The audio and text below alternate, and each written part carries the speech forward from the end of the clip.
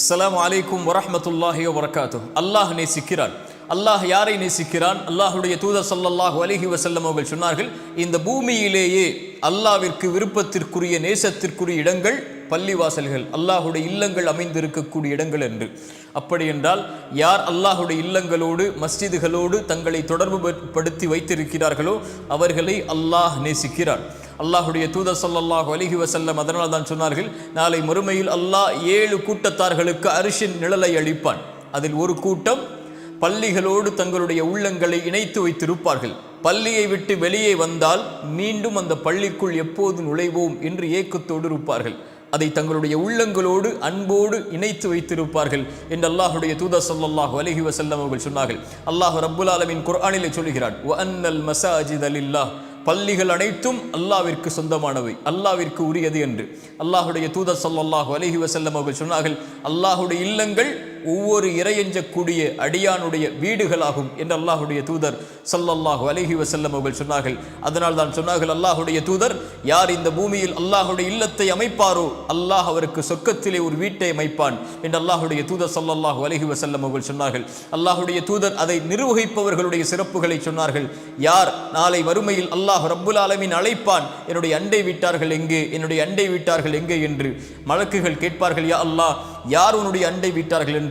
அல்லாஹ் ரப்புல் ஆலமீன் கூறுவான், பள்ளிகளை அல்லாஹுடைய இல்லங்களை நிர்வகித்த அந்த நல்லடியார்கள் எங்கே என்று அல்லாஹ் ரப்புல் ஆலமீன் அவர்களை தன்னுடைய நெருக்கத்திற்குரியவர்களாக அல்லாஹ் ஆக்கிக் கொள்வான் என்று அல்லாஹுடைய தூதர் ஸல்லல்லாஹு அலைஹி வஸல்லம் அவர்கள் சொன்னார்கள்.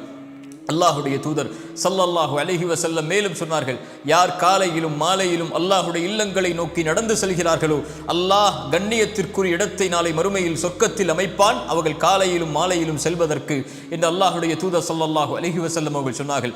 அல்லாஹுடைய தூதர் மேலும் சொன்னார்கள், இருளில் அல்லாஹுடைய இல்லங்களை நோக்கி நடந்து செல்பவர்களுக்கு நற்செய்தி சொல்லுங்கள், அல்லாஹ் ரப்புல் ஆலமீன் நாளை மறுமையில் முழுமையான வெளிச்சத்தோடு அவர்களை நடக்க வைப்பான் என்று அல்லாஹுடைய தூதர் ஸல்லல்லாஹு அலைஹி வஸல்லம் அவர்கள் சொன்னார்கள். அல்லாஹுடைய இல்லங்களோடு நெருக்கத்தில் இருப்பவர்கள், அல்லாஹுடைய இல்லங்களை நிர்வகிப்பவர்கள், அல்லாஹுடைய இல்லங்களோடு தங்களுடைய வாழ்வை இணைத்து வைத்திருப்பவர்களை அல்லாஹ் ரப்புல் ஆலமீன் நேசிக்கிறார். அல்லாஹுடைய தூதர் ஸல்லல்லாஹு அலைஹி வஸல்லம் அதனால்தான் அல்லாஹுடைய இல்லங்களில் அல்லாஹ்வை வணங்குவதற்குரிய சிறப்பிற்குரிய தொழுகையை அங்கே நிறைவேற்றுமாறு கூறினார்கள். அல்லாஹுடைய தூதர் ஸல்லல்லாஹு அலைஹி வஸல்லம் அவர்கள் சொன்னார்கள், ஒரு முறை பள்ளிக்கு வந்து தொழுகைக்கு தயாராகி கொண்டிருக்கிறார்கள். நபித்தோழர்கள் பள்ளிக்கு வருவதற்கு தாமதமாகிறது. அல்லாஹுடைய தூதர் ஸல்லல்லாஹு அலைஹி வஸல்லம் தங்களுடைய கோபத்தில் சொன்னார்கள், யாரெல்லாம் பள்ளிக்கு இகாமத் சொல்லப்பட்டதற்கு பிறகும், அதான் சொல்லப்பட்டதற்கு பிறகும், அழைப்பு விடுக்கப்பட்டதற்கு பிறகும் யார் பள்ளிகளுக்கு வராமல் வீடுகளில் தங்களுடைய தொழுகைகளை ஆக்கிக் கொள்கிறார்களோ அவர்களுடைய வீடுகளை நெருப்பால் எரிக்க என் மனம் நாடுகிறது என்று அல்லாஹுடைய தூதர் ஸல்லல்லாஹு அலைஹி வஸல்லம் அவர்கள் சொன்னார்கள். நம்முடைய வீடுகள் எல்லாம் அல்லாஹுடைய தூதர் ஸல்லல்லாஹு அலைஹி வஸல்லம் மேலும் சொன்னார்கள், ஒரு கண் தெரியாத நபித்தோழர் வருகிறார். அல்லாஹுடைய தூதரே, எனக்கு கண் தெரியாது, இரவுடைய நேரங்களில் பள்ளிக்கு வருவதற்கு சிரமமாக இருக்கிறது, பாதையின் காரணமாக நான் வீடுகளில் தொழுவதற்கு அனுமதி இருக்கிறதா? அல்லாஹுடைய தூதர் ஸல்லல்லாஹு அலைஹி வஸல்லம் கேட்டார்கள், அதானுடைய சப்தம் உன்னுடைய காதில் விழுகிறதா?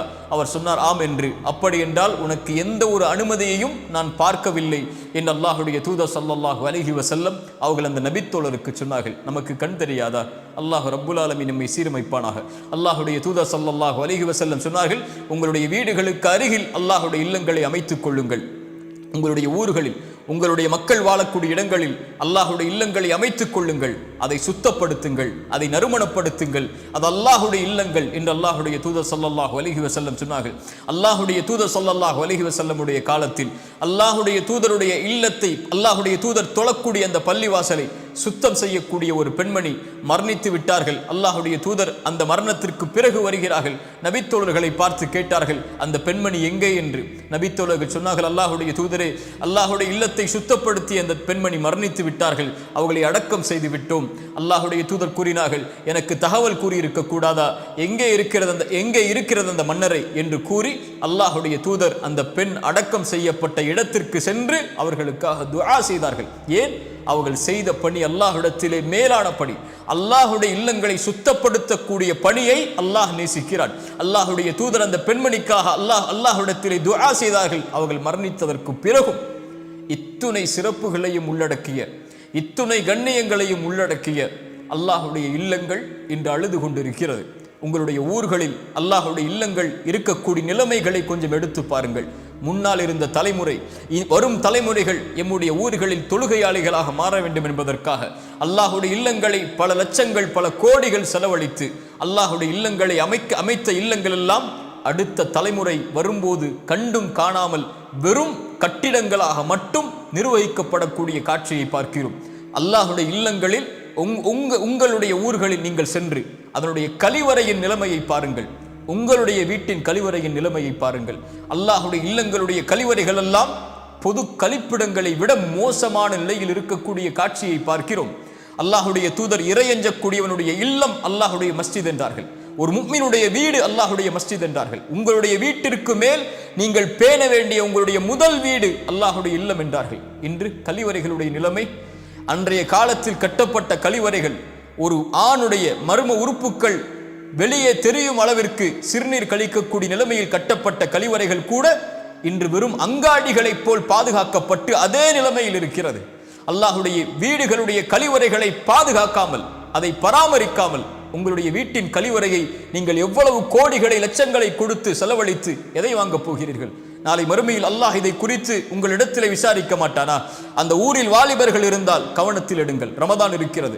ரமதானுக்கு முன்னதாக உங்களுடைய பள்ளிவாசல்களுடைய கழிவறைகளை சுத்தப்படுத்துங்கள், அதை மேம்படுத்துங்கள், அதை தரப்படுத்துங்கள். அங்கே வருவதை கண்ணியத்தோடு வரக்கூடிய அளவிற்கு ஆக்குங்கள். அதை முகம் சுளிக்கக்கூடிய இடமாக ஒருபோதும் அல்லாஹுடைய இல்லங்களை மாற்றி விடாதீர்கள். அல்லாஹுடைய இல்லங்களை பரிசுத்தப்படுத்துவது ஒவ்வொரு முஃமினுடைய கடமை.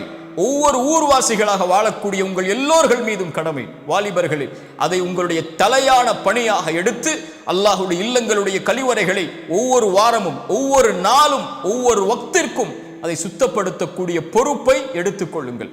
அல்லாஹுடைய பள்ளிகளை நிர்வகிக்கக்கூடியவர்களுக்கு ஒரே ஒரு செய்தியை கூறிக்கொள்கிறேன். அல்லாஹுடைய பள்ளியில் இந்த பூமியில் அல்லாஹ்விற்கு நேசத்திற்குரிய இடத்துடைய நிர்வகிக்கக்கூடிய நீங்கள் உங்கள் பள்ளிகளில் அல்லாஹுடைய இல்லத்துடைய தொழுகையை நடத்தக்கூடிய இமாம்களுக்கு என்ன கண்ணியத்தை கொடுத்திருக்கிறீர்கள்?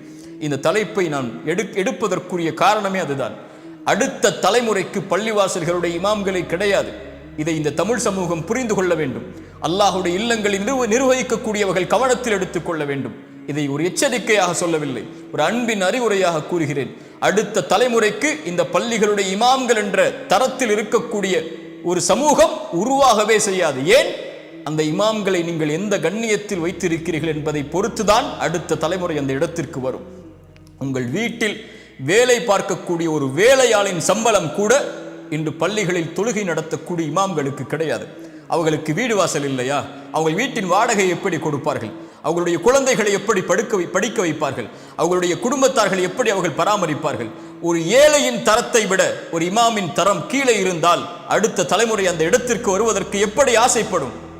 கண்ணியத்துக்குரிய என் அன்பு சகோதர சகோதரிகளே, உங்களுடைய ஊர்வாசிகளே, உங்களுடைய ஊரின் இமாமின் பொருளாதாரத்தின் தரத்தை நீங்கள் மேம்படுத்தி கண்ணியத்துக்குரிய இடத்தில் அவரை வைத்தால் மட்டுமே அடுத்த தலைமுறை அந்த இடத்திற்கு வருவதற்கு முயற்சி செய்யும். இல்லை என்றால் அடுத்த தலைமுறை பள்ளிவாசல்களுடைய இமாம்களினுடைய இடத்தை நிரப்பாமல் பள்ளிகள் அனைத்தும் முழுவதும் நிர்வகிக்கப்பட முடியாத அளவிற்கு காலியாகிவிடும். அல்லாஹ் அந்த நிலைமையிலிருந்து நம்முடைய சமூகத்தை பாதுகாப்பானாக. அல்லாஹ்விற்கு விருப்பத்திற்குரிய இடங்கள் அல்லாஹுடைய இல்லங்கள். அதை சுத்தப்படுத்துவது நம்முடைய கடமை, அதை பராமரிப்பது நம்முடைய கடமை, அதை நிர்வகிப்பது நம்முடைய கடமை. அல்லாஹ் ரப்புல் ஆலமீன் குர்ஆனில் நிர்வகிப்பவர்களுடைய தன்மைகளை சொல்லுகிறான். அவர்கள் யார்? அல்லாஹுவை நம்பிக்கை கொண்டவர்கள், மறுமையை நம்பிக்கை கொண்டவர்கள், தொழுகையாளிகள், ஜகாத்தை கொடுப்பவர்கள், அல்லாஹுவை தவிர வேறு யாரையும் அஞ்சாதவர்கள் என்ற வீரர்களை அல்லாஹுடைய இல்லங்களை நிர்வகிக்கக்கூடிய தகுதிக்கு அல்லாஹ் கொண்டு போய் சேர்க்கிறான். இன்று அல்லாஹ் ரப்புல் ஆலமீன் நம்மை பாதுகாப்பானாக. இந்த தலைப்புக்குள் நான் இதை பேசி இருக்கக்கூடாது, ஆனால் என்னுடைய உள்ளம் அதை வெளிப்படுத்த ஆசைப்பட்டது. அல்லாஹுடைய இல்லங்களோடு தொடர்பு பட்டிருக்கக்கூடியவர்களை அல்லாஹ் ரப்புல் ஆலமீன் நேசிக்கிறான். இந்த பூமியில் அல்லாஹ்விற்கு விருப்பத்திற்குரிய இடங்கள் அல்லாஹுடைய இல்லங்கள். அல்லாஹுடைய இல்லங்களோடு தங்களுடைய உணர்வுகளையும் சிந்தனைகளையும் எண்ணங்களையும் உள்ளடக்கி இருக்கக்கூடிய மனிதர்களை அல்லாஹ் ரப்புல் ஆலமீன் நேசிக்கிறான். அல்லாஹ் அந்த கூட்டத்தில் என்னையும் உங்களையும் ஆக்கட்டும். அஸ்ஸலாமு அலைக்கும் வரஹ்மத்துல்லாஹி வபரகாத்துஹு.